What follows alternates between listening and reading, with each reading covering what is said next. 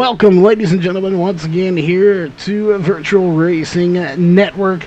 We are here at ISM Raceway with the open dogleg here tonight, which will make for some great racing. And here in a minute, we do have a special guest to introduce in the booth.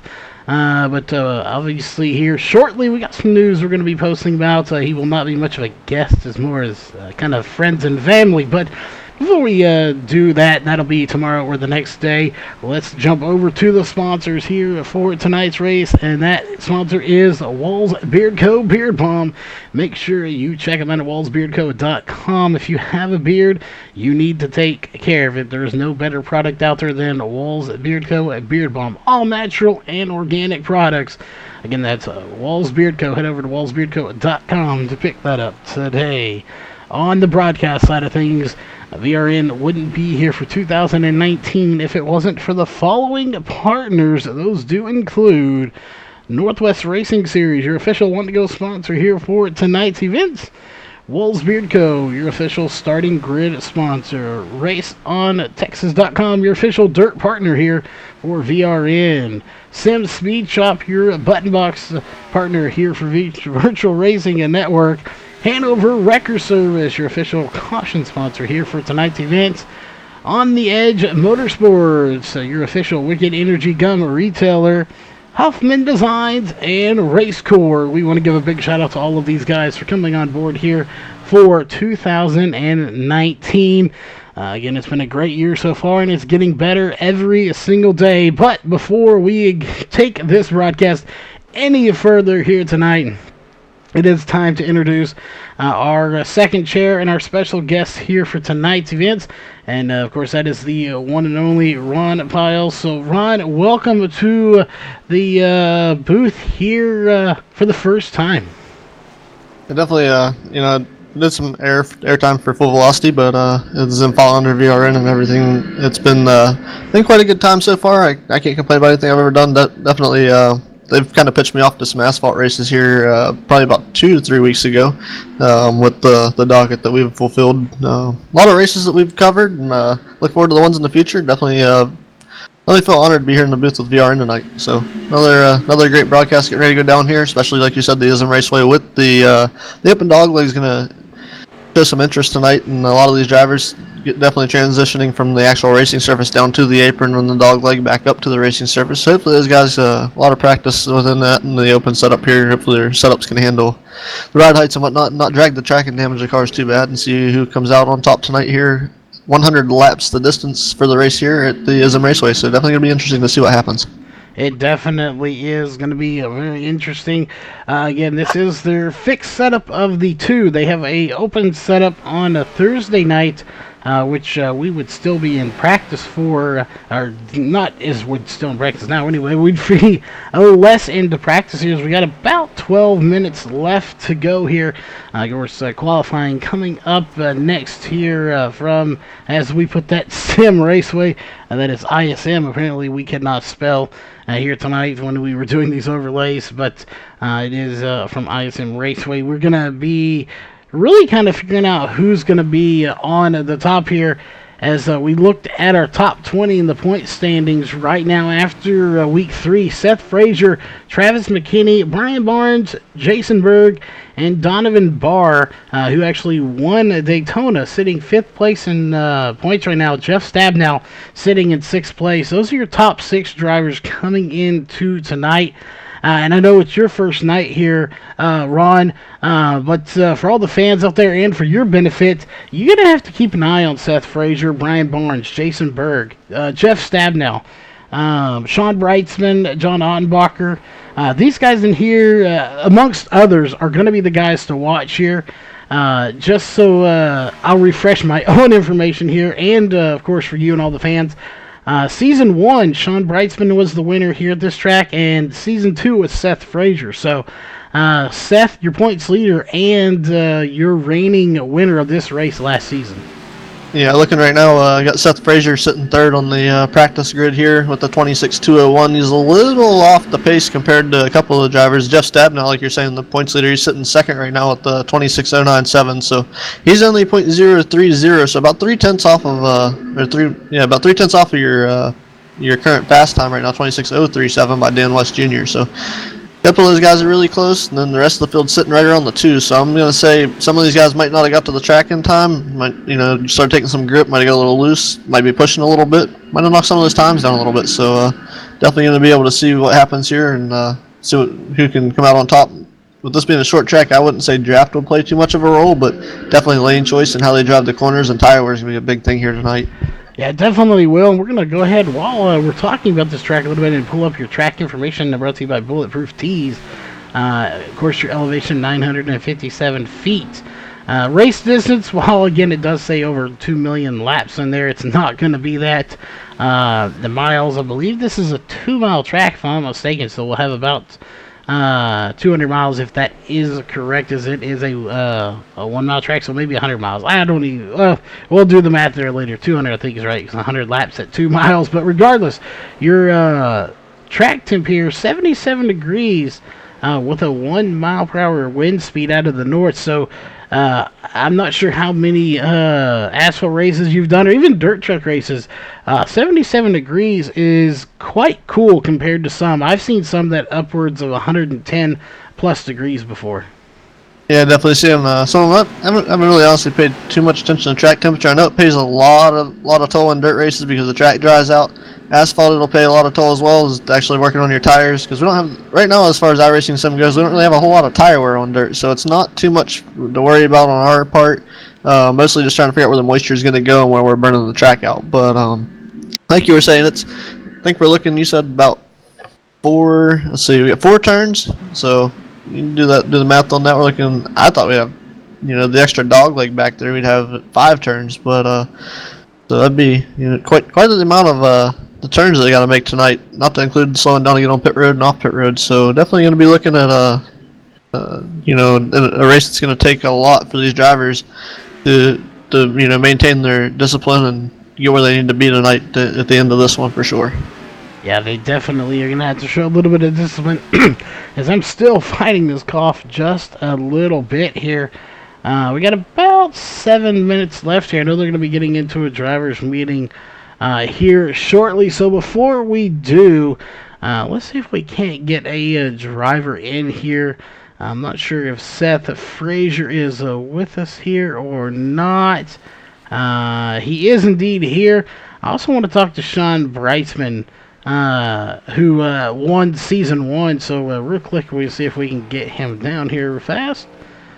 John Breitzman, you got a copy? I do, but I'm given a driver's meeting. Oh, well, we will let you go then. We'll get you back here in a little bit, hopefully. Well, there you go. They are in a driver's meeting right now, so we won't be able to talk to him. But, it is going down. The sun is setting here, so you being probably race a little bit more than I do on here anyway. What does this new sunset going to do here for this track? Is right now we've already seen it drop 1 degree. Yeah, looking at the track info here, we're going to drop 1 degree like you said. We're going to see the sunset go down. The shadows are going to play a role on this track. We're probably going to get track's probably going to loosen up a little bit for these cars. That will be set up pending due to your contact patch on the tires. Some of the tires probably going to heat up.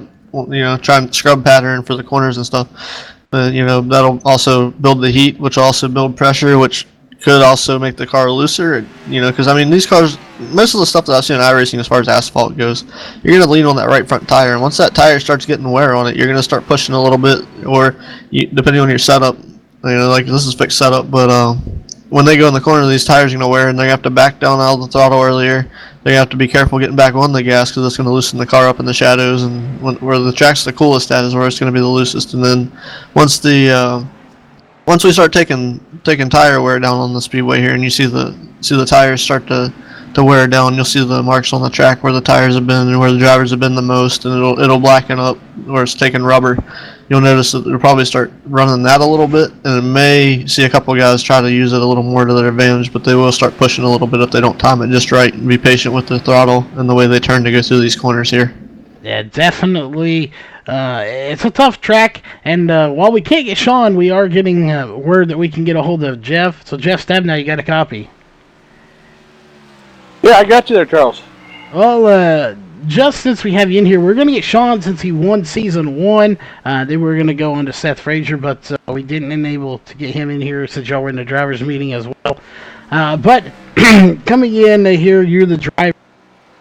Obviously here, so we want to get your thoughts on this particular track, and for this track, as it's right now 76 degrees with a 1 mile per hour wind. What are our fuel windows going to be, and tire window here for tonight's race?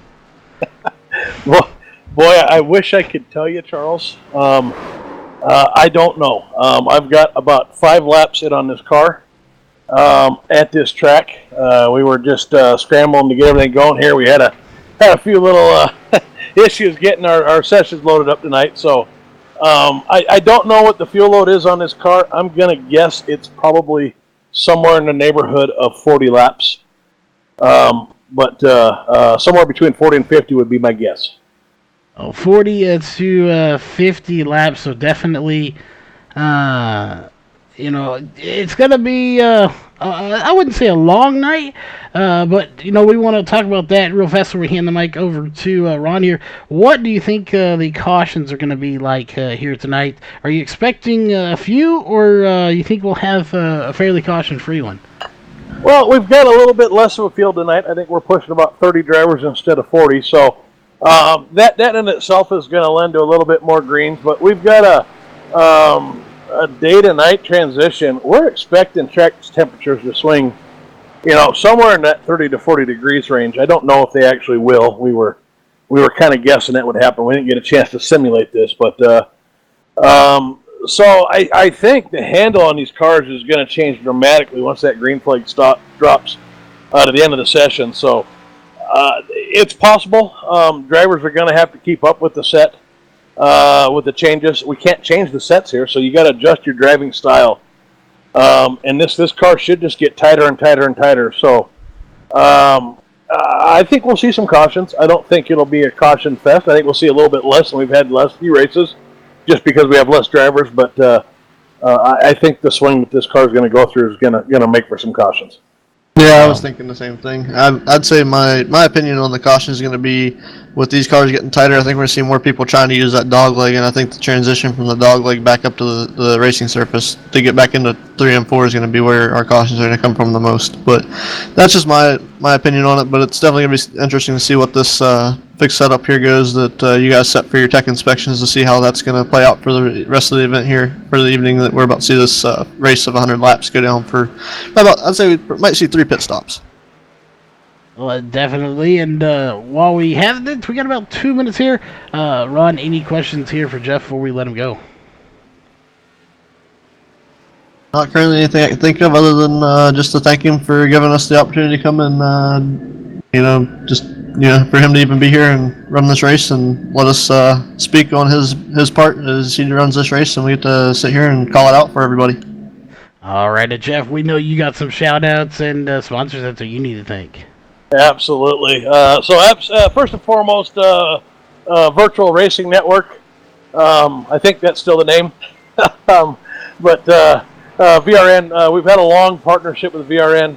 We plan on having a long partnership going forward. It's been a great partnership. So we absolutely love working with Charles over the years here. And some of the new broadcasters you've been bringing in the booth too have us excited. So I think we even had a 3-man booth Thursday, so that's, feeling a little big time there, man. But you guys just great to work with, so big thanks to you. Big thanks to Walls Beard Co. They've been sponsoring this series since day one. They're the reason that we're doing this, or able to do this anyways. We wouldn't do this without them. Great beard products. Big shout out to all the guys that are making this league happen. I think I mentioned we've had 3 races so far and 51 drivers participate in those 3 races, so the admin, just getting everybody set up and into the league and all that has just consumed way more time than we ever thought it was gonna. And so big thanks, especially to Sean, but some of the guys in the drivers committee too, for stepping up and getting us through this process. Sean's been just working his butt off as the admin, so huge shout out to Sean. And I think just a huge shout out to all the guys in this league. What a fantastic group of guys. We put 40 guys on the track, and we're laughing and joking during caution. So It's hard to believe. Fun time. Definitely is a fun time. We're going to let you go, though. We got 11 seconds left, so good luck tonight. All right. Thank you, man. All right, and that will basically do it here. We got about 2 seconds left on the clock before we get into qualifying here. So I expect to see Jeff Stabnow, Seth Frazier, Brian Barnes, Chris White, some of these guys up towards the top. The question is, will somebody surprise us here tonight? Or at least surprise me. This is all new for you, as you've never seen these guys come out onto the track before, but I really expect to see some really fast times here. The question is just how fast will they be, as we're going to go ahead and bring up our qualifying bar, and so far nobody has actually taken to the track, as it looks like Corey Walters is going to be one of our first ones. Yeah, looks like he's one of the first ones there as he's making his way out to the speedway right now. See if he can, he's going to be rolling out of pit road here very shortly.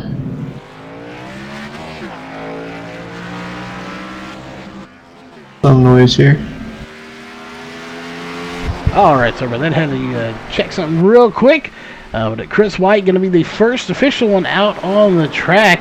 And I'm not sure, hopefully we're getting the right trading paints loaded in here. Sometimes here lately they have not wanted to been working. So let's hope it is the correct paint job there, as he's got the blue number 83 Elgato Chevrolet out there on the track. Again, nobody officially putting in times, but just beautiful in that dog leg as the sunset is going down. Yeah, everything looking pretty good out here, graphics wise, with the sunset, and you get that sunset off of 4. Wow, what a show that is! It definitely is, and we have those custom camera angles here tonight, so this track should look spectacular. As Daniel Masters is going to take it to the top of the charts with a 26.327, but it's going to be Tom Hammond that now takes the pole currently with a 26.286. So times are starting to get faster and faster. Yeah, I think they're starting to put some rubber down on the track. It may not be much to this qualifying session. This track's starting to cool down. Might be the biggest thing. I mean, it hasn't had a chance to get hot, so I'm gonna go with it's getting shadows on the track. Track's cooling down, like you said. Tom Hammond gonna take the lead point there. Caden Anderson's gonna come in for second. Currently, while we're waiting on these times to post and people to get out there and these drivers to put down these lap times here at the ISM Raceway. It's definitely gonna be something to see. Like I don't think I've ran anything lower than a 27 here. I'm pretty slow, but I'm not really an asphalt guy. But I won't knock the guys that enjoy to run it, because racing's racing no matter where you go. That is true, as Travis is getting out on the track here. Again, times are starting to come in. Still Tom Hammond at the top, as we do have your top 20 in qualifying on the board here for everyone to see. So even if we don't see their time, you will be able to see it as well. But while we're watching qualifying here, as we switch over to Steve Silstad, we can't give away too much information here, but I know you are aware of kind of what's going on here, Ron. I know Todd's out there in chat. He knows what's going on.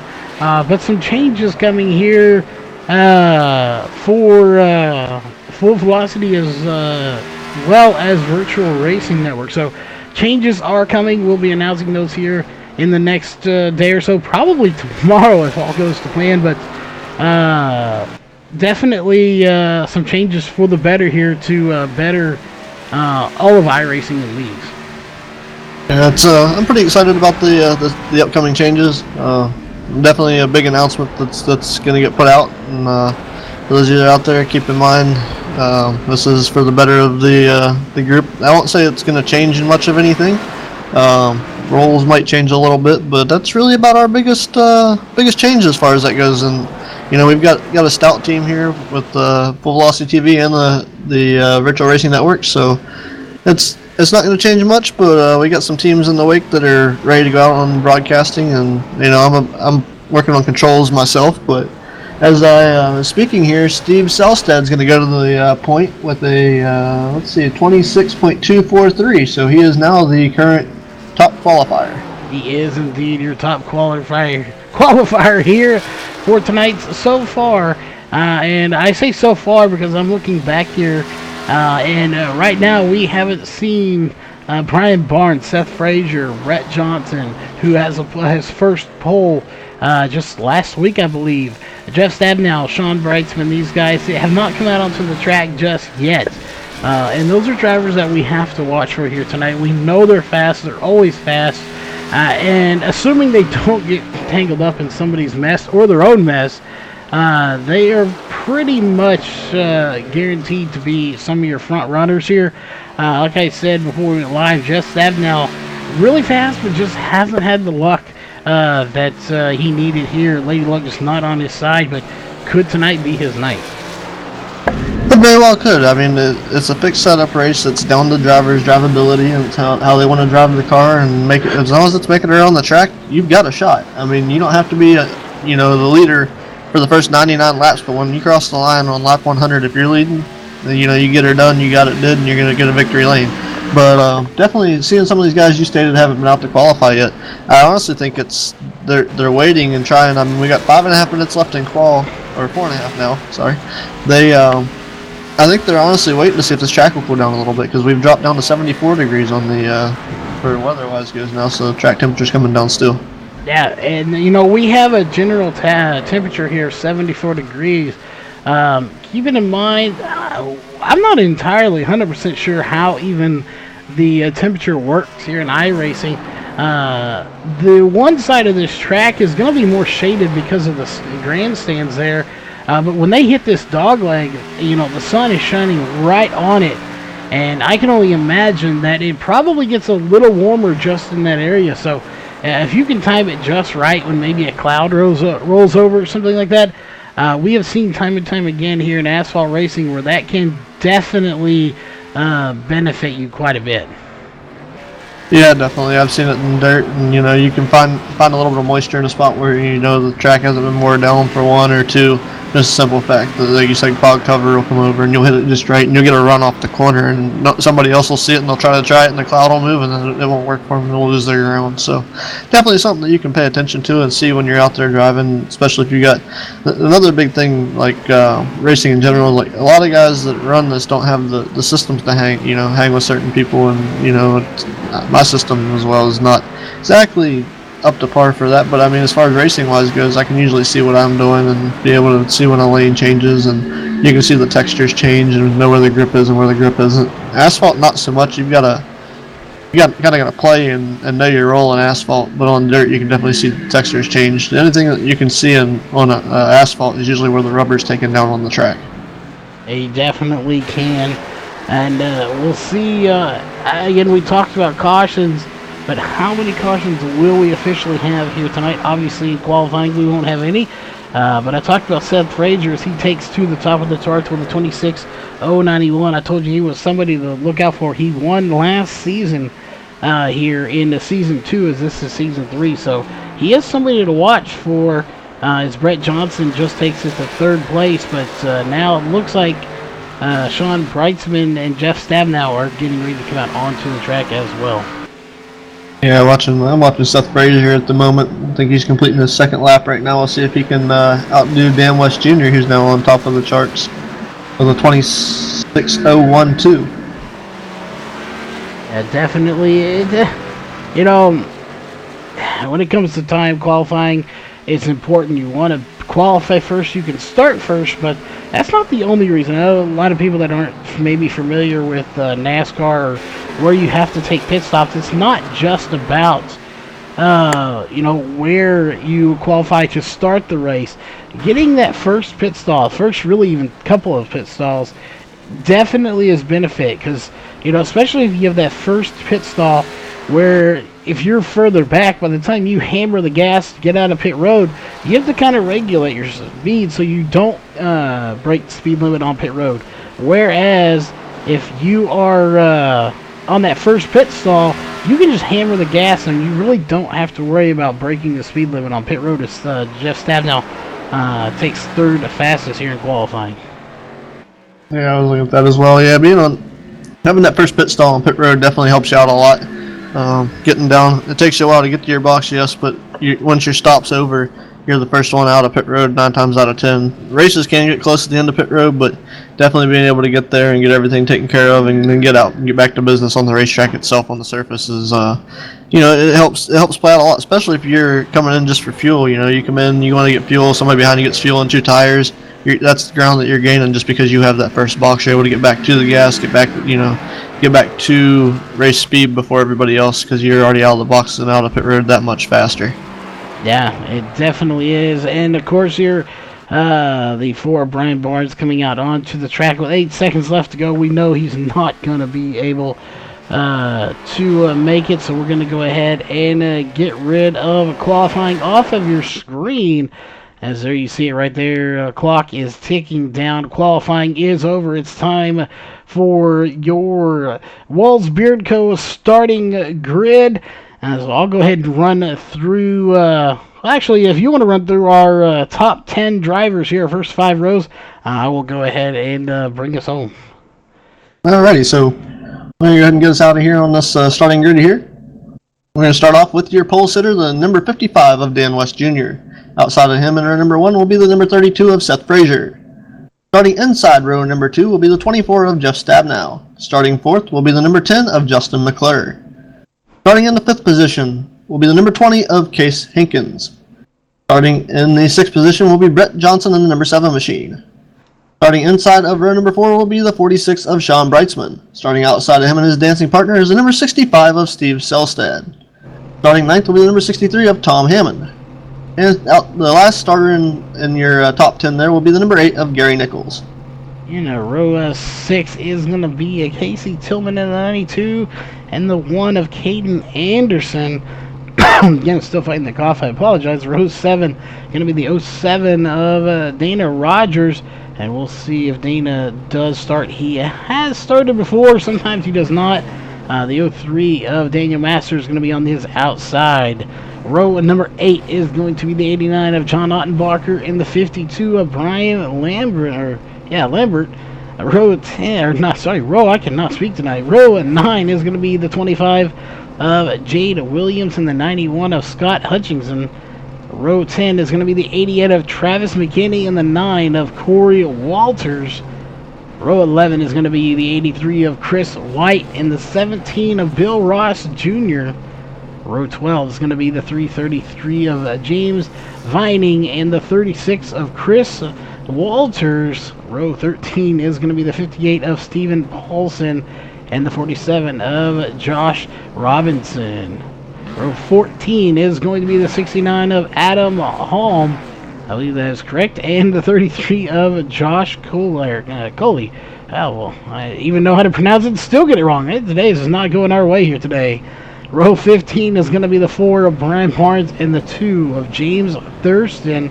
Row 16 is going to be the 28 of William Fletcher and the 26 of Ray Fournier. And rounding out the fields here in row 17, running shotgun by himself, that is going to be the 11 of Frank Harris.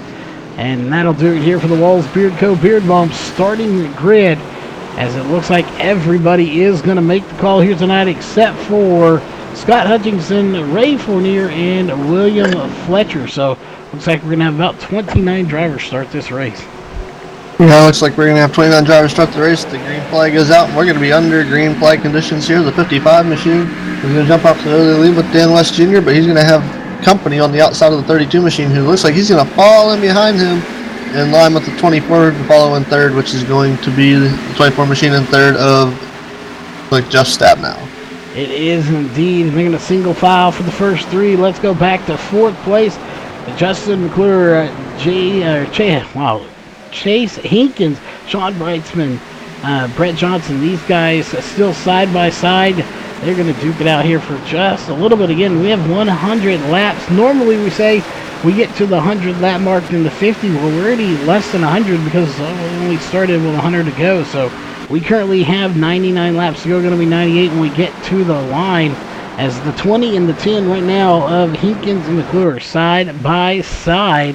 And that's really one of the only few battles here in the top 10. You have to go all the way back to about 15th spot before you really see any battles going on. Yeah, we're looking at Brightsman right now. There was just looking for a battle there in that 7th and 8th position right now, and they're spread all out through the field through the dog leg. We're gonna have our first caution. It looks like on lap number 3. Yeah, it is indeed caution coming out, and it's going to be Bill Ross Jr. In the number 17 involved. So let's go back and take a quick look here and see what happened to him. And we'll go to the aerial cam here tonight, brought to you by Seams Ford, Texas' oldest dealership. And what happened here with the 17, and it looks like just a little bit of contact between him and I believe that is the 36, if I'm not mistaken. That's him that had contact with him. It is indeed Chris Walters in the 36. Just a little bit of contact there on the track. Yeah, definitely looked like the 17 machine of Ross wanted to come down the track there and run through the dog leg, and the 36 said, I want to keep it straight. And he wasn't going to run through the dog leg, so disagreement in real estate of where they wanted to be on the racetrack looked like, and unfortunately Ross is going to go around.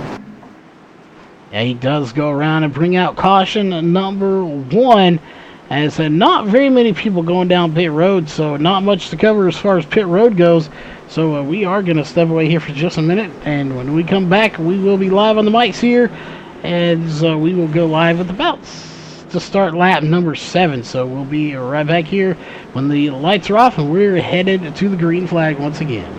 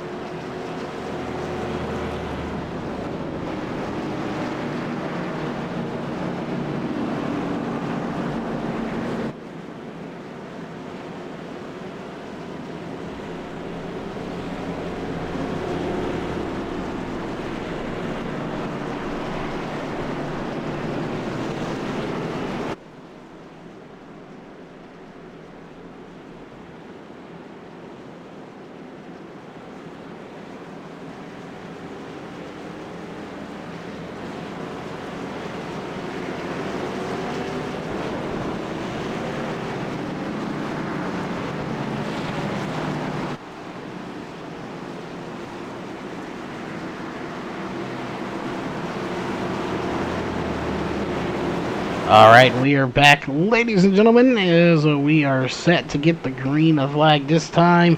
It is going to be the 20 for Jeff Stabnell, being scored as the leader right now. But I think Seth Frazier's technically the leader. There it is, so it is going to rotate back. Seth Frazier, your current leader. So I'm wondering which line is going to prevail here on the restart. Is it going to be that outside, or is it going to be the inside? Well, we're about to find out as the green flag is set to come back out right about now. And, well, I say that there it is. Green flag is back out. We are racing. Seth Frazier gets a sizable jump over Jeff Stabnell, and both of them get a sizable jump over Case Hinkins in second place. Yeah, most definitely stepping out almost a second and a half over Case Hinkins between the leader and third place there. And even further back, almost another full second back to fourth between them as well. So, you know, your leader, we're going to have another caution here. Not exactly sure what happened there. The 32 is going to come to pit road.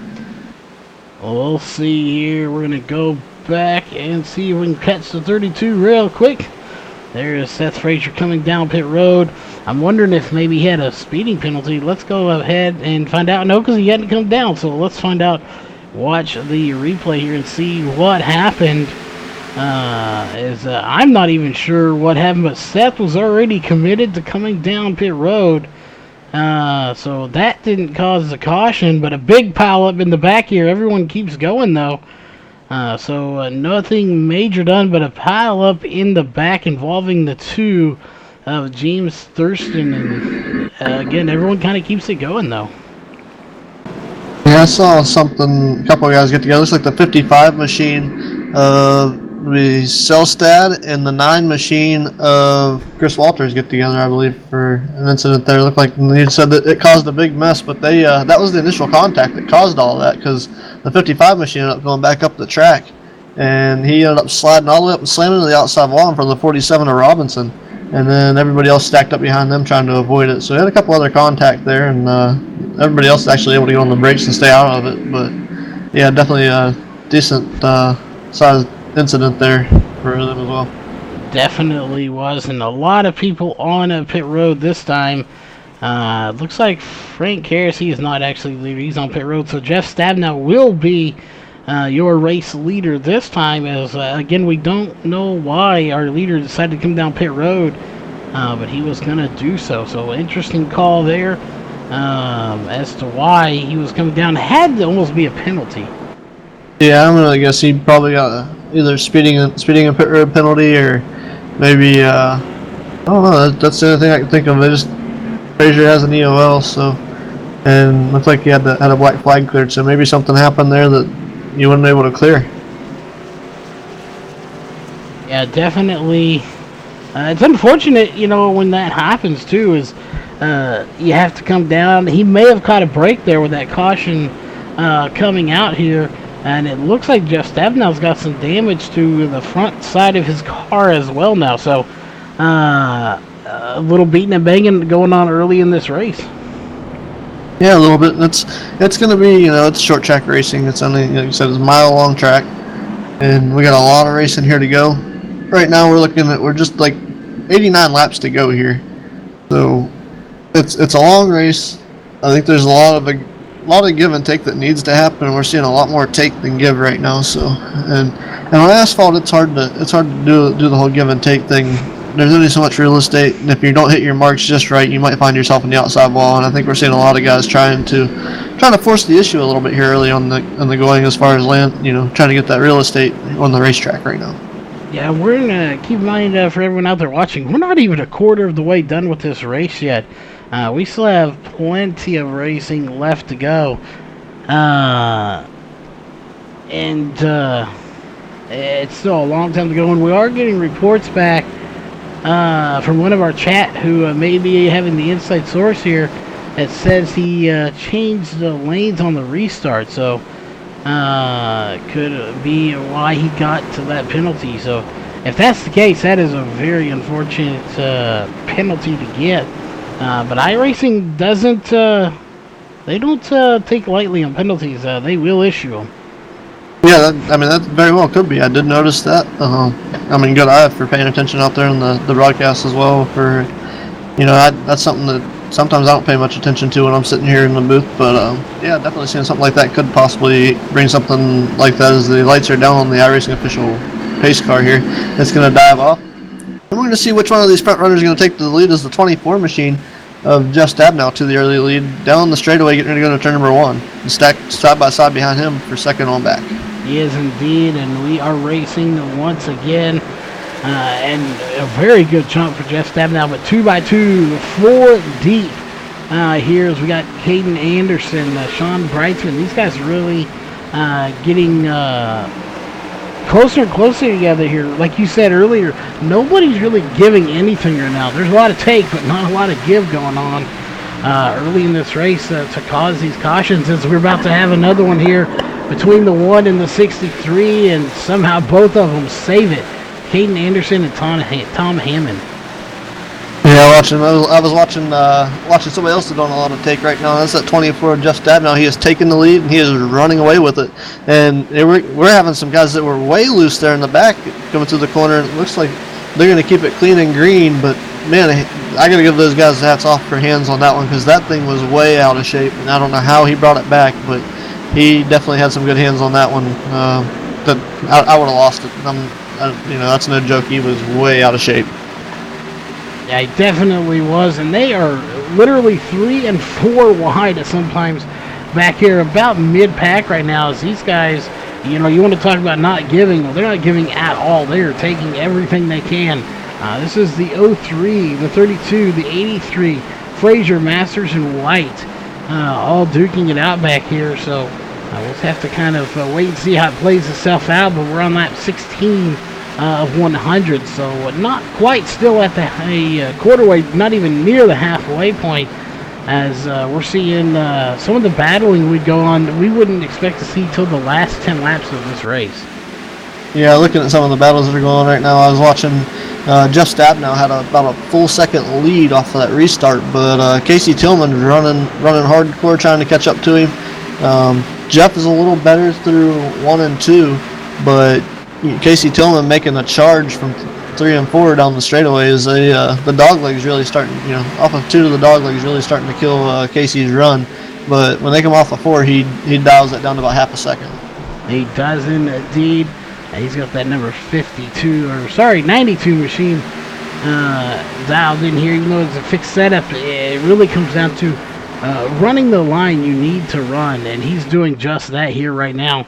As he's running the perfect line to be able to run him down. 0.683 seconds is what separates your front two now, 0.650. So that gap is shrinking here, and it makes you wonder how much some of these guys have used up those tires compared to others trying to fight themselves through this field or even maintain the race lead. Yeah, I've been watching a little bit of what some of these drivers are doing, and I've got a little bit of experience in the asphalt side of things, and I can see a couple things that I think it wears the right sides down the more further down the track you drive it into the corners. And as you can see, it looked like the 92 machine bottomed out a little bit on the entry of that corner, like turn 1, middle 1 and 2. He went to turn down in and it bottomed out and the sparks flew, of course, but his ride height's definitely scrubbing the racetrack a little bit there. But a lot of the stuff, like you can see if you watch it closely and watch what the 24 machine of Jeff Stabnow is doing, something that he's got a little bit of a different point of where he's doing it. That might have been, he scraped the wall a little bit. There's what happened, but the 92 machine, he's turning the car down and he's using the apron through 3 and 4 to turn the car to help him on his exit, because these things are getting somewhat tight a little bit right now. Just like you said, the entry of the corner, the way they drive them really plays a role in how fast you're going to be. And they're using the apron a little bit to turn the cars just because they're a little tight in certain places. Yeah, you've got to use what you have to your advantage here. These cars, when they get loose, they are a handful to drive. You definitely do not want to be out there on them, especially not in old tires. However, I was really surprised to see more people didn't come in this last time. So these guys staying out on 22, 23 lap old tires makes me wonder if they're more concerned about the fuel game than they are the gas game or the tire game. Yeah, I'm looking here. I can definitely see where tires are starting to become an issue, because looking at some of the lap times, the last lap, Jeff Stabnow did have the quick time of like a 26.895. His last lap quick time came down. Actually, it was Dan West Jr. that time around 26.621. Yeah, I mean, we've seen these guys duke it out so many times here, week in and week out. There's like it's like a 33-week season these guys have, so they have plenty of time to get a win so they can get into that chase. But Jeff Stabnow, of all people, I think he really wants this win. He's been running really good and had good starts, good all the way up to the last maybe 10 laps, and just has not been able to finalize a good position. It looks like he's set to do that again here, so we will be a quarter of the way done next time by. Yeah, next time by, like you said, we're a quarter of the way done with this race, and he's still be out front, but Casey Tillman working in that second position, trying to run him down, still between half a second, and actually he's cut that down to about 4/10 now, but it still builds to about 5 or 6 on corner exits. So definitely Jeff running a little harder off the corner than they are, or he's got a better line out the corner and keeping that momentum build up. So definitely something to keep an eye on. See if he can run him down. We got plenty of time left in this race for any of the drivers in the back to make their way forward, but definitely something to keep an eye on. See where everybody comes out at, and see how things go from there. But just kind of taking a peek here. Casey's up from 11th to 2nd right now, so I mean that's a good running so far, and trying to figure out where our biggest movers are right now, and I think that might be one of them. So there's quite a few that started outside the top 10 that have made their way into the top 10 as well, outside the top 10 into the top 10. I think counting like 5 or 6 drivers maybe that have made their way in. So we'll see if they can continue to hold those positions. Just in there, jump back here to John Ottenbacher into the 89, Dan West Jr. into the 55. These guys put on somewhat of a little battle here for you. They've kind of single filed out as we have to go back a little bit more, actually quite a bit more, and even then we still don't really see any major battles for position going on here, as we are coming up on lap 30 here in about 2 or so laps. Jeff Stabnow has now led 20 of the 27 laps complete. We'll make it 28 laps complete. He's led 21. So I think he's definitely got the car to beat here tonight, as we didn't get a chance to pick the winners. Obviously, I would have a slight advantage over you here, but now that you've seen these guys, you've seen how quick they are. If you had to pick your race winner here tonight, who would it be? Well, I would have to say, looking at the way things have been done lately, it's a pretty stout field. So I'm gonna say my pick, just because, probably the 92 at Tillman. Tillman, yours. I'm gonna have to go with Jeff Stabnow, not because he's leading the race right now, because I have seen this season, just because he's been leading the race does not necessarily mean that he is gonna win it. But I haven't picked him all season, so I kind of feel like I should. So we're going to go with the 24 of Jeff Stabnow to win this thing here tonight. It's currently we are on lap 31. We have 70 laps to go, and not much going on the track here at the moment. Pretty much everybody is spread out here, so we are going to step away for a quick commercial break. So we will be right back here in just a few moments.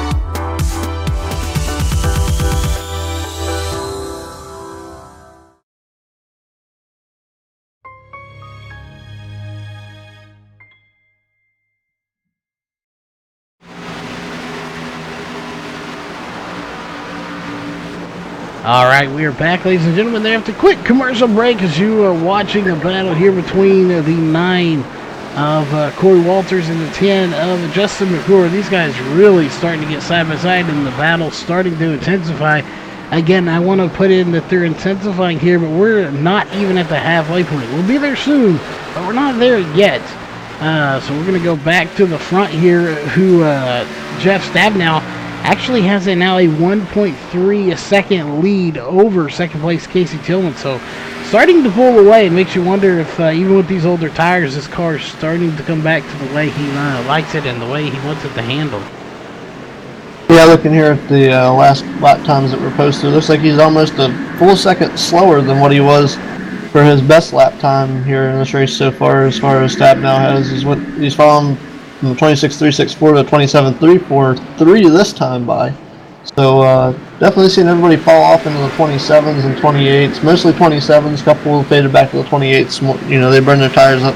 Everybody's driving style being different will allow that to happen. So, like you said, he may be out there quite a ways. It looks like we're seeing some pit stops here, possibly. We're seeing some people going a lap down as we have caution following the speedway right in front of our leader too. I believe that is going to be, not sure who that is, the 11 involved this, Frank Harris, and not sure who that other car is. It may be the 313, but either way, let's go back and take a look and see what happened here in the caution. It is the 11 and the 333 of James Vining. Oh, and the 11 gets the outside wall, comes back down and just clobbers the 333.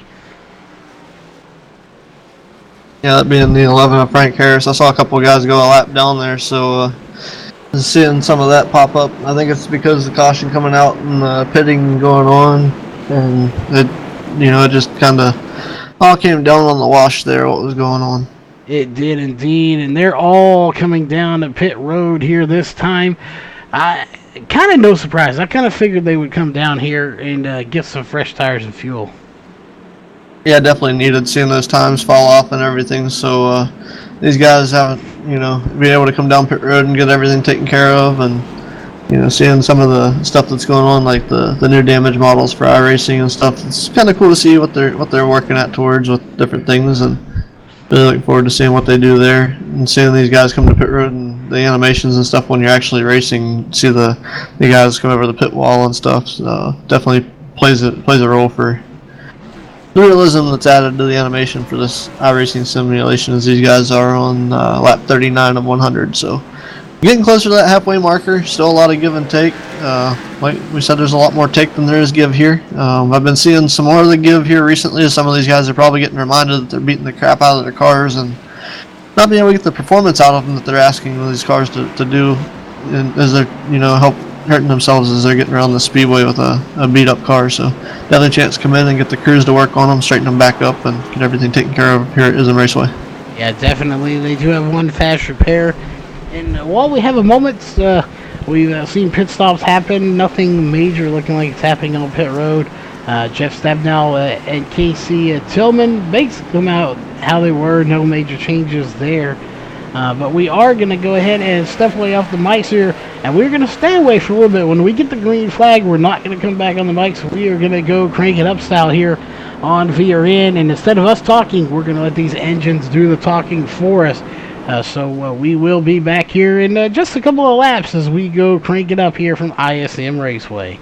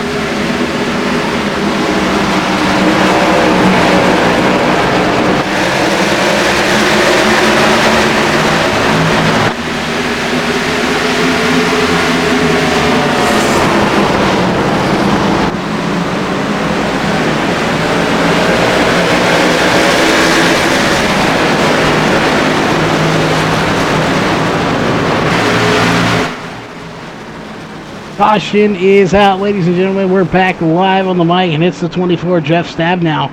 As we were watching him there for the crank it up, we got to go see what happened to him. Let's go ahead and cue up the replay camera here as we go to the eye in the sky.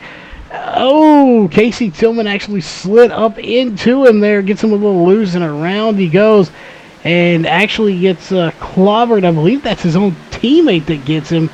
It is the 89 of John Ottenbacher, so his own teammate having nowhere to go and just T-bones him right in the door. So 2 Wicked Chassis racing cars involved in that.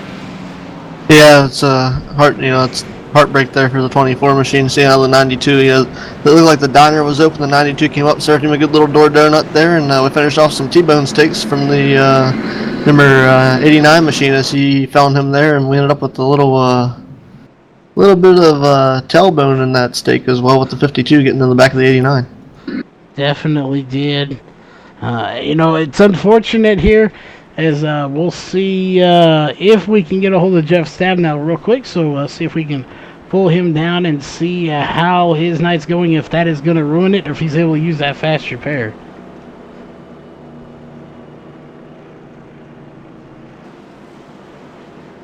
Jeff Stabnow, you got a copy?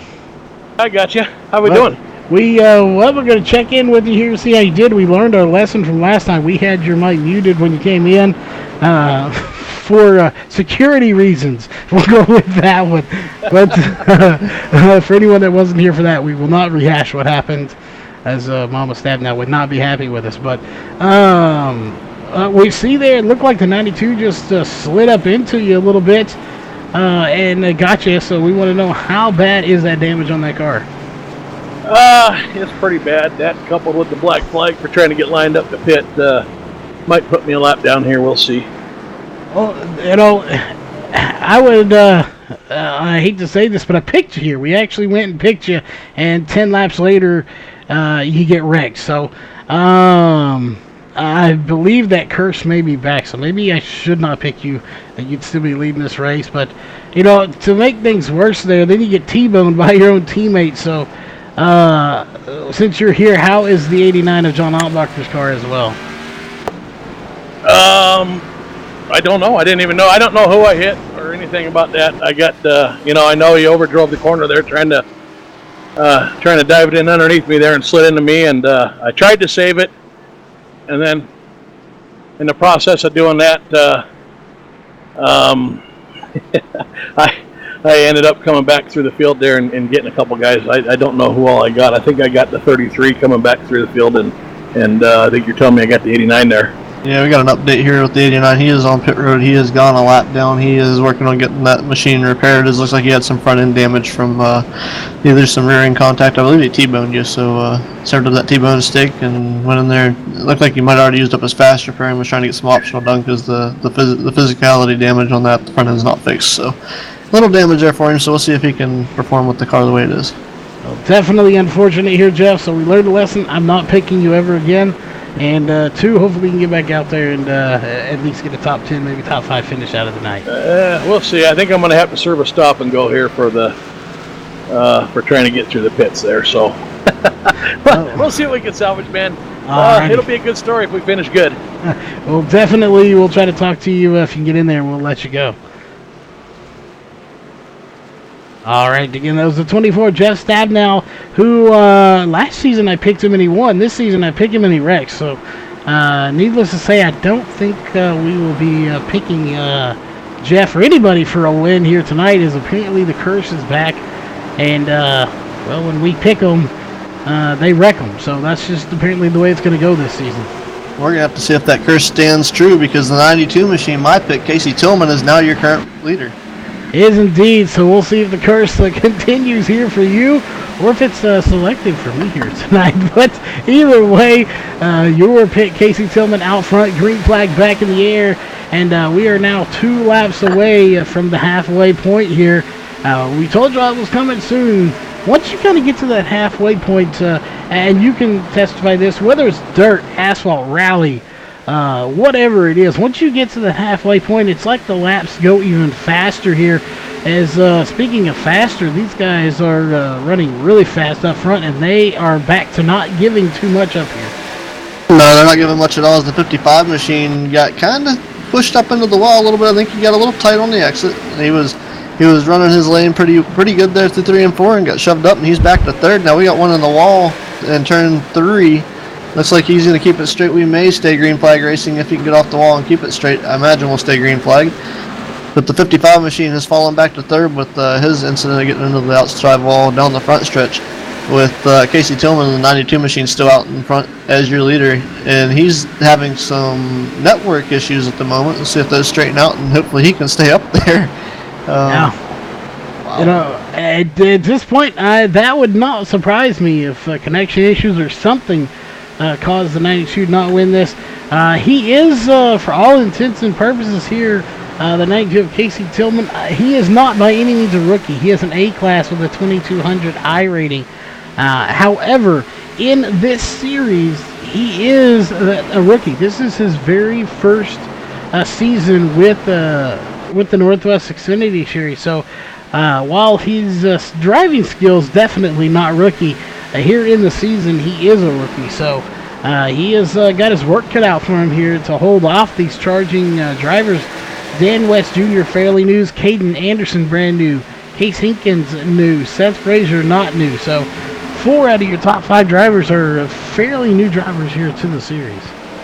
Yeah, it looks like the 92 of Casey Tillman pushed just a little bit going into 3. He's going to have a run off of 4 to get back, but he allowed the 55 of Dan West Jr. to take the lead from him. But, you know, he's fighting back through 1 and 2, but it looks like he's going to have to slow down quite a good bit and allow Caden Anderson, you know, kind of get in the door, and Caden Anderson goes down into the dog leg as well. And I think that may give him position going into 3, and our leader, Casey Tillman, is going to fall back to 3rd, so he may be looking at trying to get back around these guys here very shortly. He might have burned some tires up, but I feel like this racetrack's starting to change a little bit for the worse for our most recent race leader for the 92.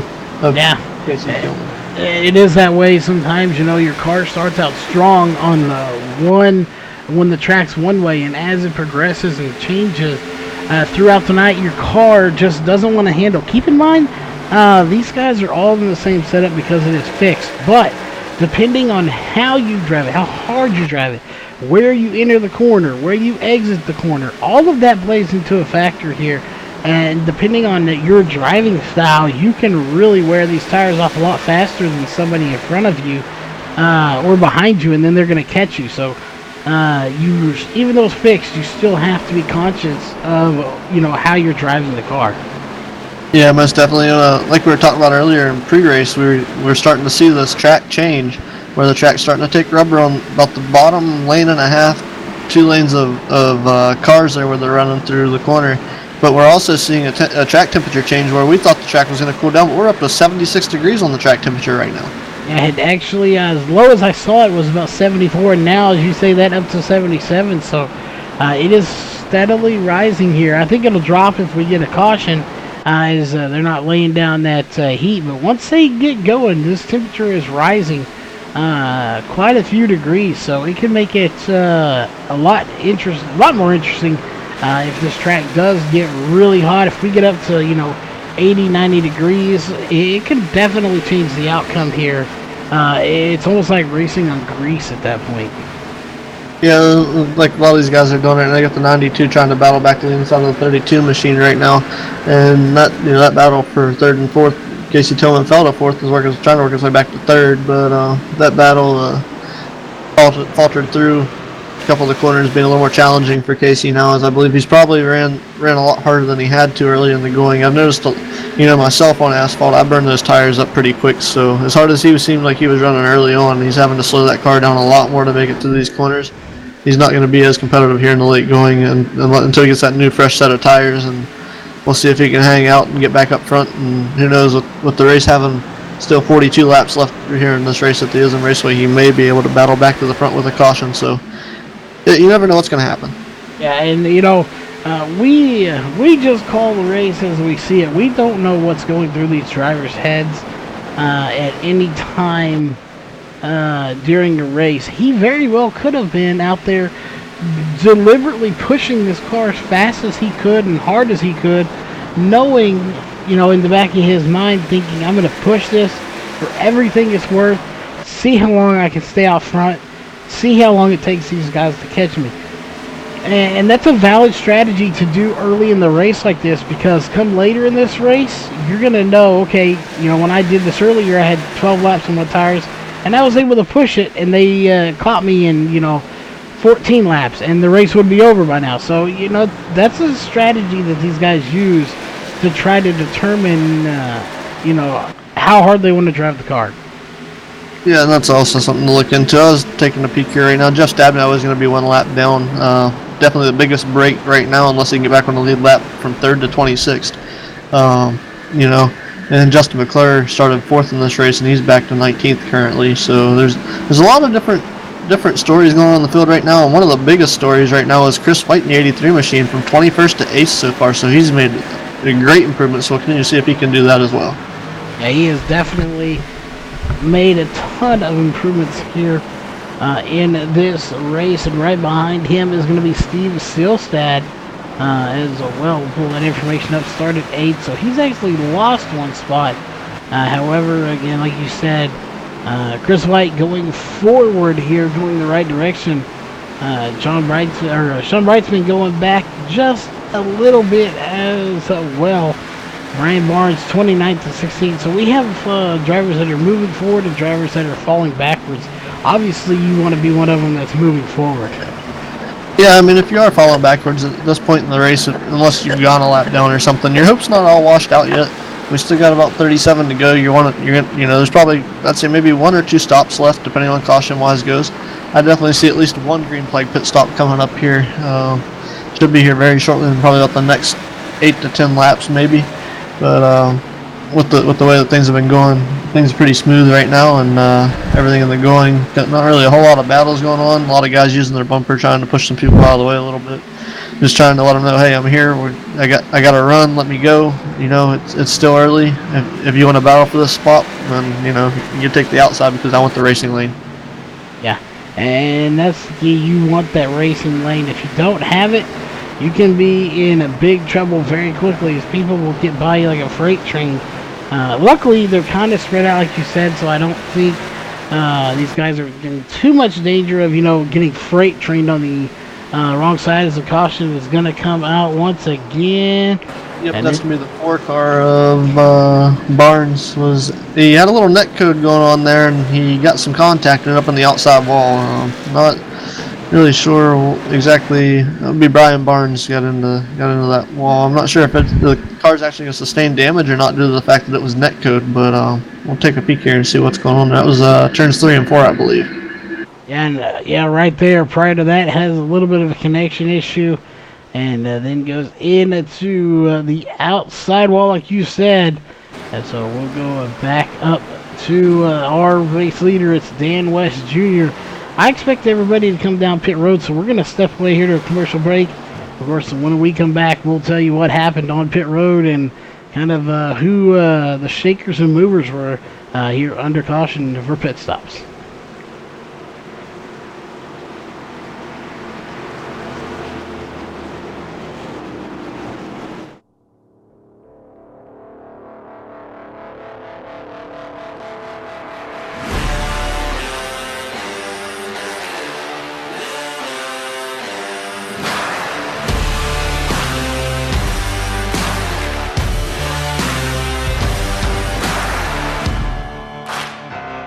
I spent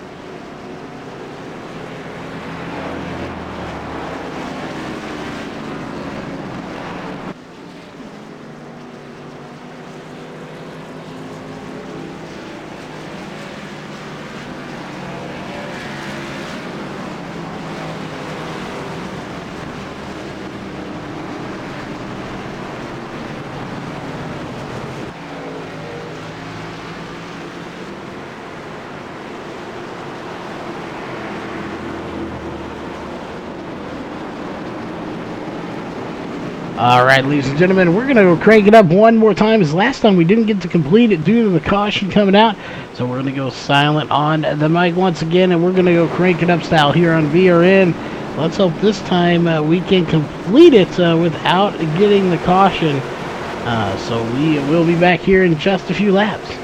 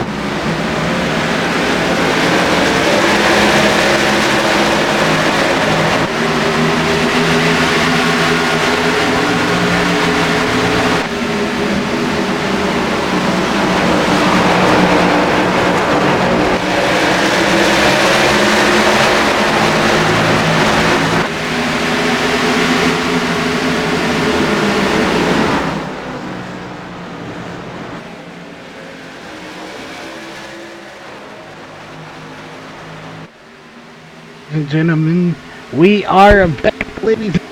Really, my mic is giving me a little fits there, but we are back here once again as we get a side-by-side battle for the lead.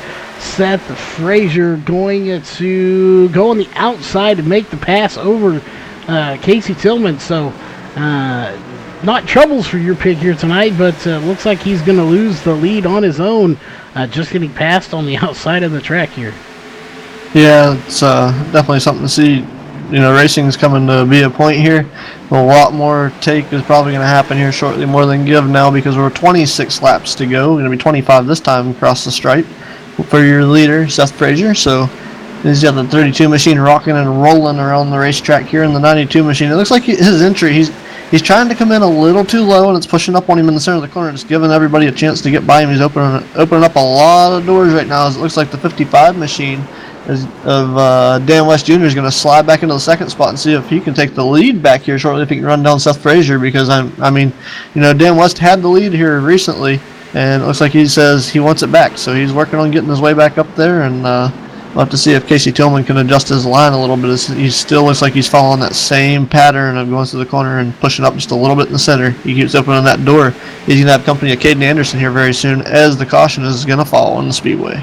Indeed, and it's going to be the 46 of Sean Brightson, a brand new paint job for that 46 Toyota Camry. Let's go back and take a look and see what happened here as we go to the aerial cam for tonight.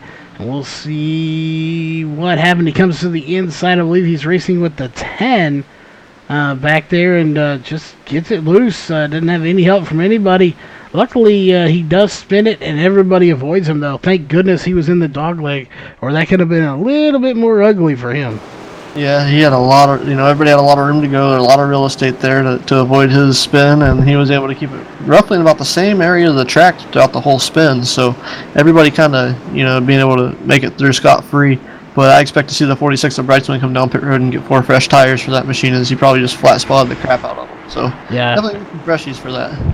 And it looks like everybody's going to come down here. Keep in mind, we have 23 laps to go. So, you being a racer as well as myself here, what little I do race, and usually with a mouse, so it's not very, 1 or 2 laps anyway. But, with 23 to go, we're going to probably get this race going with the 20 or 19 to go. Probably around 20 to go is what my guess is anyway. these guys are probably coming down here to get these tires. I would imagine to, prepare. This could be their last stop down pit road. Yeah, I'd imagine, unless we get another caution, I don't expect to see anybody come in. I'd imagine right now with this 23-lap window, or 22 to go right now, with us getting ready to go back to green, I'd imagine this is for a couple of guys that gambled and took fuel or pretty close there. But I'd imagine we might see some 2-tire stops and some fuel, and just to make sure they're going to make it to the end of this race. Yeah, definitely fuel and tires, 14, 15 seconds for a couple of people. And actually, your front 3 that came down pit road this last time, 8.7, 9.0, and 9.2 seconds. So to only 2 tires for right now what is 3rd, 4th, and 5th. Yeah, it looks like they're replacing that, probably the right sides, I'd imagine, trying to keep those cars from pushing up the track and trying to keep things pretty kosher out there, trying to keep the tires cool and keep from burning them up and rubbing that rubber off of there. So the better the pressure that compound is, the softer it gets, the better it'll be. But I mean, with this racetrack being the way it is, and the temperature and stuff acting up and everything, looks like we're cooled back down to 75 degrees here. So it may be, with the rubber and stuff laid down, we may not see a whole lot of issues with the push here in the coming laps to close this one out. Yeah, you got that rubber being laid down. Plus, of course, once you go to a caution, it's going to calm down and cool down just a couple of degrees every time. And that's a deciding factor in how this track turns out. The more cautions you have, it stays cooler. We've had quite a few. If we have not had cautions, this track could be well into the 85 plus, almost 90 degrees, but that's not the case here tonight. As we have right there 20 laps to go, lights are off, so it's going to be 19 to go when the green flag comes back out once again. Yeah, 19 laps of racing coming here to us here at the ISM Raceway.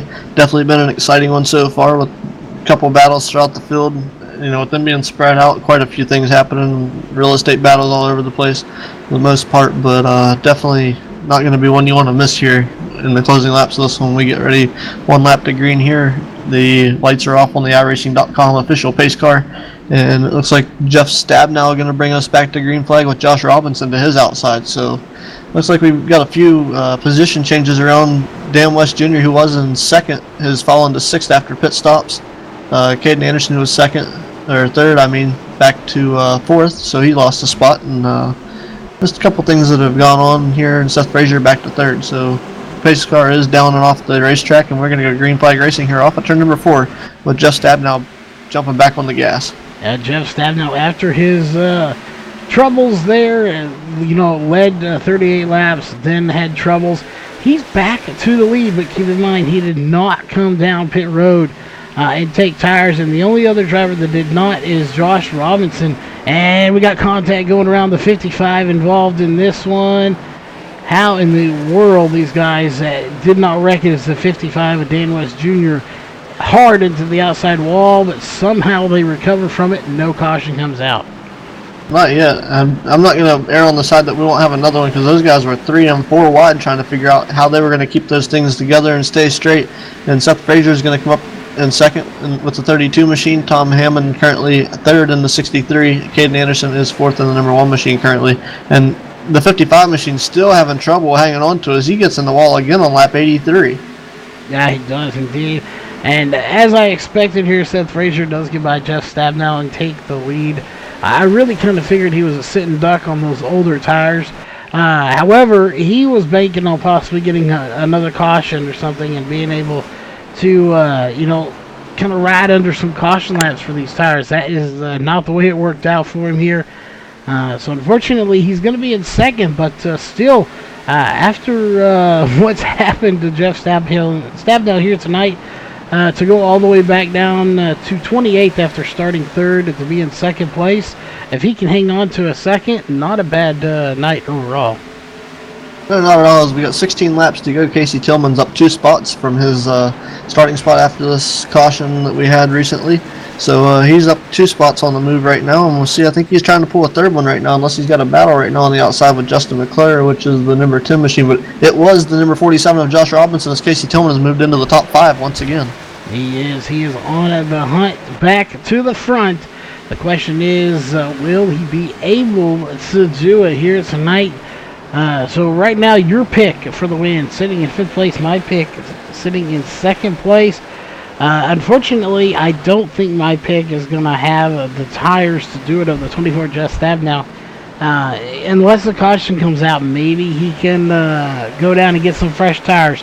And if I'm Jeff and these guys that didn't pit, I know what their strategy is probably going to be. They're probably going to get a caution and come down and get fresh tires. But, the only downside to that is, depending on who all comes down, if nobody came down except for them two, that would push them all the way back to about 23rd position, 23rd, 24th. So if you had enough laps, maybe. If not, that's going to be a huge gap to overcome. Yeah, most definitely. We're coming to 12 to go this time by for your leader, Seth Frazier. He currently has a 1.5 second lead, it looked like, over Jeff Stadnow. But, as far as tires go, I don't see Casey Tillman making it back up to the lead, being almost 3 seconds back. We need a miracle and a caution and some other angel prayers there to get up to where, he wings to fly his way up there. But definitely he made a run, and he's about a full second roughly behind the 4th place of Tom Hammond. So unfortunately, I'm in the same boat as you. I think as we get down with 10 to go here this time by, I think our picks have finally might have set it out to their final positions of the resting place for the standings for the rest of the evening here. Yeah, unfortunately, I think you're right here. I'm really still surprised that Jeff Stabnow is able to hold off this field here. 21 laps versus 11 on those tires. He's doing a fantastic job of holding on to 2nd place over these newer tires. I figured tires would be a huge factor in this race, and while I think they are, I don't think they're as big a factor as I thought they were going to be, as it is currently still 10 to go, going to be 9 to go at the line for Seth Frazier. But Caden Anderson, he is just all over the bumper of that 24 right now. Yeah, I was keeping an eye on that myself. Jeff definitely having a good run, but he's got company behind him, and these closing laps are going to determine and be a deciding factor. Being on those old tires, how much could it possibly hurt him to be in that 2nd position right now and not having pitted with all those guys that were faster behind him? I mean, we've seen the 32 machine of Frazier pretty much catch him, run him down, and then pass him like he was sitting still, and ended up running out a second and a half ahead of him. So, being able to get out that far, almost 2 seconds now, as they were working through the turn 4 there to the stripes. So 8 to go right now for your leader, Seth Frazier, and definitely watching, see what's going on with Stabnow and the one machine of Caden Anderson. So looking at Anderson try to run a little higher in the dog leg than the 24, and I'm going to guess it's a momentum shifter for the one to keep the momentum to catch the 24 machine as they're rolling through 3 and 4 right now. And it looks like the 24 is working the bottom a little better than the one machine, but I feel like the Caden's able to hold that momentum a little better. Yeah, and I'm curious here. We talk about these tires that are worn out here. 25 laps versus 15, so 10 more laps for Jeff Stadnow versus Caden Anderson. But, what we haven't mentioned and we don't have a real good estimate on is at what point do these old tires, lose all their, their luster and their grip here, as it currently is 6 laps to go. So, those tires on Caden Anderson, while they're 10 laps newer, they may be beyond the point of really being able to, do what you want to with them to try to get that pass. Looking at what I'm seeing, Caden Anderson is faster than Jeff Stabnow. Looking at last time around lap times, Jeff Stabnow at the 27.134, but Caden Anderson posted a 27.073. So Caden's a little faster. It's the line that he's having to run to try to get through the corners. He's going to slip up just a little bit in this 63 machine. And Hammond is going to have to back out of the throttle a little bit, stay out of the back end of the one machine. But the one machine is putting a run to the bottom of the 24 right now as they go into turn number 3. Yeah, they definitely are coming into turn 3. And, this could be bad right here. This is the point of no return. Is we get a caution, the race would be over. And Jeff Stabnow in jeopardy of losing that 2nd place. And now he may be losing 3rd place as well. Oh, and there's what I was afraid of. Contact coming out. Jeff Stabnow going around. And caution is going to come out thanks to the 63 of Tom Hammond, who got to the back bumper, actually the side panel of the 24. So let's go back and take a quick look at that, as that will be the race ending caution. So neither one of these, I think, had the tires that were good to do anything with. As you see, a huge run from the 63, slides up, taps the 24, and then taps him again to completely spin him around. So unfortunate, Jeff Stabnell definitely, I think, earned the third spot here tonight. But unfortunately, due to the hands of the 63 of Tom Hammond, he's not going to get it. No, looks like we're gonna fall through with like 3 to go this time, or this past time by. So definitely should be seeing the pop signal sticks up in the air when they cross the start finish line this time by for your leader Seth Frazier. So looks like we're gonna see a good finish coming up here, as far as Seth Frazier deserving this one, as well, as looks like he started second on the field here for this race and is going to come home the race winner here tonight. But looking through the field here, we've had quite a few guys. Some of the guys just cracking the top 10 here, and Josh Colley in the 33 up from 28th to 9th. That's what an outstanding run for him tonight. That's outstanding. That's awesome to see, and that's just like probably just keeping the nose clean and working his way up to the field, and definitely something to look at. I mean, pit stops and stuff play a role in that, but definitely being able to race and keep your nose clean and stay out of harm's way, so to speak, get you up there, and especially 18 spots, or 20 spots for that one. Yeah, definitely is, and I don't think anything's going to change here when we get the 1 to go. We'll go ahead and run through your unofficial race results. Again, I don't see too much going to be changing here, but just. Unfortunate for Jeff Stabnell there. I'm pretty certain he had a third place wrapped up there. But I'm sure he's not going to be happy about it, as any racer wouldn't be. So unfortunately, when it does happen, it definitely does stink.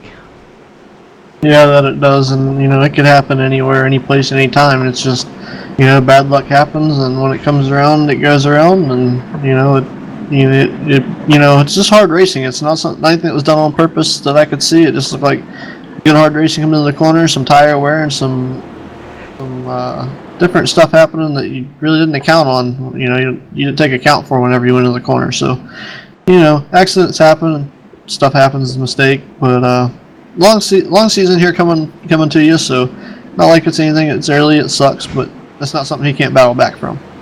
Yeah, definitely he can bounce back from it. There it is, 1 to go. You want to run through our top 15, well, actually top 16 drivers, and then I will round out the field here tonight. Oh, of course. Let's go down through your VRN unofficial standings for right now for this race. We're going to be your winner of Seth Frazier in the number 32, and coming home second, runner-up, will be the number 1 of Caden Anderson, having a great race. The number 63 of Tom Hammond will round out your top 3. Finishing in the 4th position will be Casey Tillman. Coming home in the 5th position, top 5, will be the number 10 of Justin McClure. 6th will go to Travis McKinney in the 88. 7th will go to the 03 machine of Daniel Masters. The coming home in 8th position tonight will be the number 20 of Case Hinkins. Finishing in 9th will be Josh Colley in the number 33. And rounding out your top 10 will be the number 83 of Chris White. Finishing just outside the top 10 in the 11th position, and the number 9 machine will be Corey Walters. And then finishing in the 12th position will be the number 7 of Brett Johnson. Finishing 13th will be the number 24 of Jeff Stabnell after his little incident, big incident, because it cost him quite a lot of positions there. 10 spots it cost him for that spin at the end. Coming home in the 14th position will be the 46 of Sean Breitzman. And coming home in 15th, your top 15 car, is the number 8 of Gary Nichols. In 16th is going to be the 89 of John Ottenbacher. 17th will be the 47 of Josh Robinson. 18th will be the 65 of Steve Stilstad. 19th will be the 17 of Bill Ross Jr. 20th will go to the 55 of Dan West Jr. 21st will be the 2 of James Thurston. 22nd will be the 58 of Stephen Paulson. 23rd will be the 52 of Brian Lambert. 24th will be the 4 of Brian Barnes. If I don't lose my voice, we'll get this over with. 25th will be the 11 of Frank Harris. 26 will be the 07 of Dana Rogers. 27th will be the 25 of Jade Williams. 28th will be the 333 of James Vining. 29th will be the 69 of Adam Holm. 30th will be the 36 of Chris Walters. 31st and 91 of Scott Hutchinson. 32nd will go to the 26 of Ray Fournier. And rounding out your fields here tonight will be the 28 and 33rd place. That will be William Fletcher. That will do it here for your unofficial race results. Give us just a moment. We'll be right back here with your top 3 drivers here in the post-race show.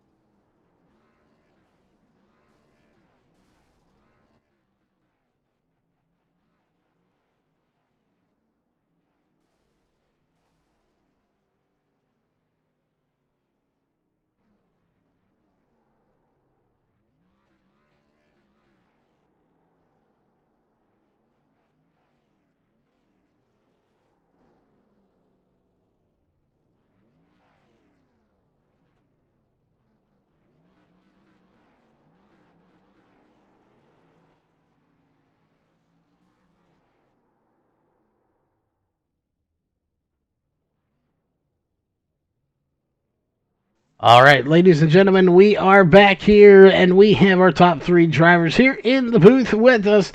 And, of course, starting in 3rd place, that is going to be the 63 of Tom Hammond.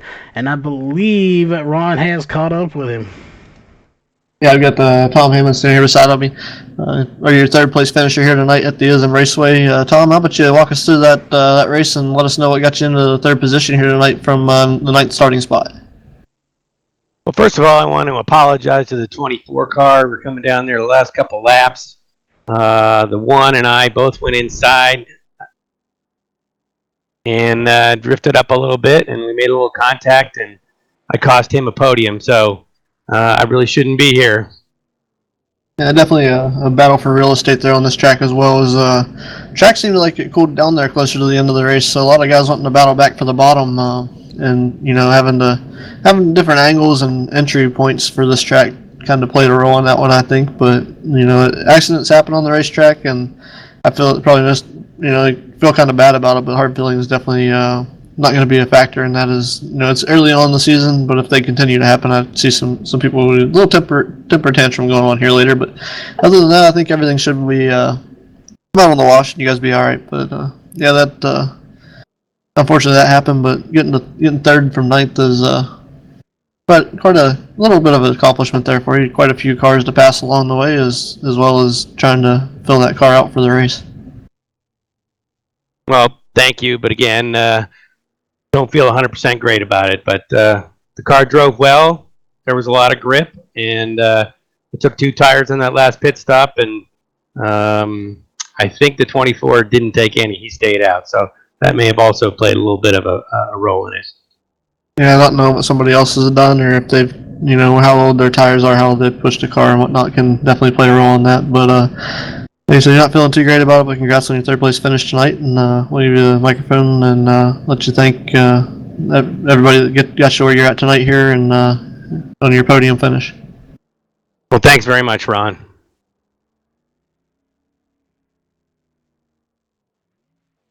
All right, that was Tom Hammond. So we're going to see if Charles Wooten here has made his way down to catch up with Caden Anderson in the number 1 machine in the booth here.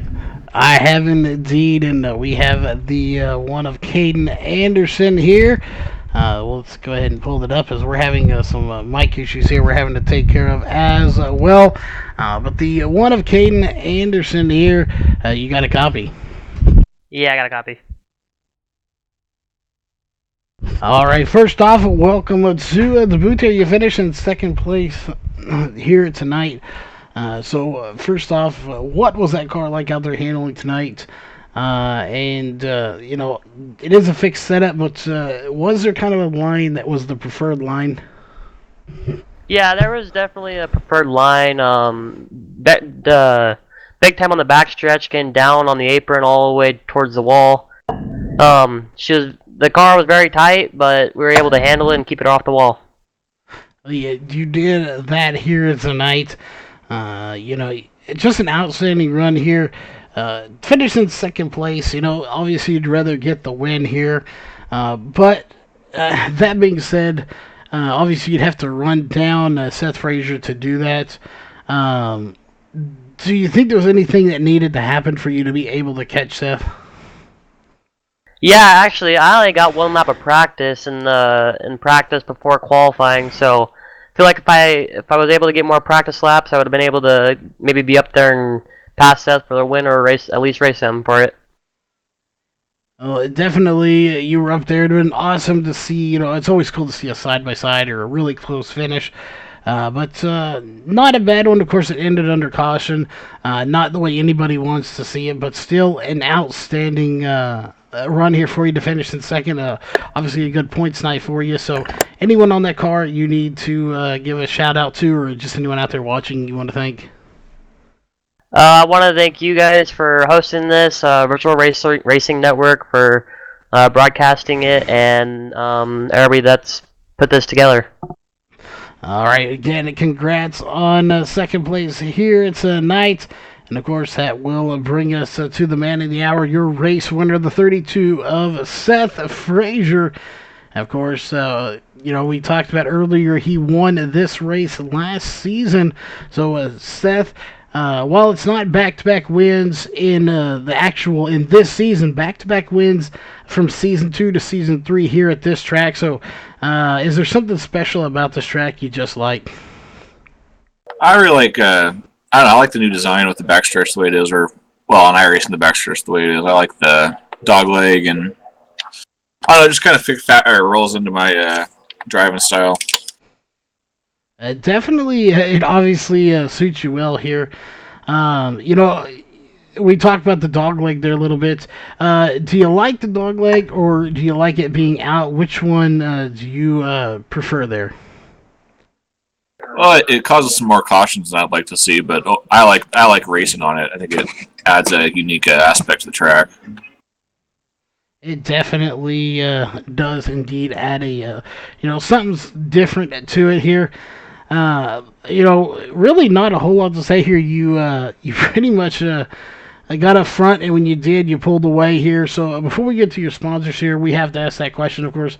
As with any track, and especially here, getting out front, getting that clean air, does it help you that much more when you get out there to have that clean air compared to the rest of the field, especially when there's 33 other cars out there? I think once you get toward the front, I don't think clean air plays as big a factor in iRacing as it does in real life or anything like that personally. But I would like to point out that, Jason Berg missed the race tonight. He knew how fast I am at Phoenix, so he was scared to show up. And Dan West, I think, was definitely the guy to beat tonight, but I think, ran into some misfortunes there. Well, definitely would have been interesting to see if he was here. He's always fast, along with yourself, of course. But we know you got some sponsors on the car and shoutouts. So who would those be for that win here tonight? Just my buddy Mike Wood from Middlesex, North Carolina, for painting the cars for a bunch of us. He's a really cool guy. If anyone has a paint scheme, be hard pressed to find a better guy out there. Northwest Tour, Joe's Racing Products. My cat I adopted, Fluffy, from Vegas. That's about it. All right. Well, again, congrats on the win. We're going to let him go, and that is just about going to do it here for tonight's racing action here from ISM Raceway. as we're going to go ahead and get that out of the way. Of course, we want to thank the sponsors one last time for coming on board here for 2019 on the racing side of things. A big shout out to Walls Beard Co., Beard Balm, and of course here on the broadcast side of things, Northwest Racing Series, Walls Beard Co., RaceOnTexas.com, Sim Speed Shop, Hanover Wrecker Service, On the Edge Motorsports, Uffman Designs, and Racecore. Make sure you check out all these great partners over on their social media sites. And on behalf of everyone here at VRN and the Northwest Xfinity Series, we will see you next Monday night. This copyrighted broadcast may not be used in any form without the authorized written consent of Virtual Racing Network. VRN would like to thank all of our fans for your support, and we hope you enjoyed today's broadcast.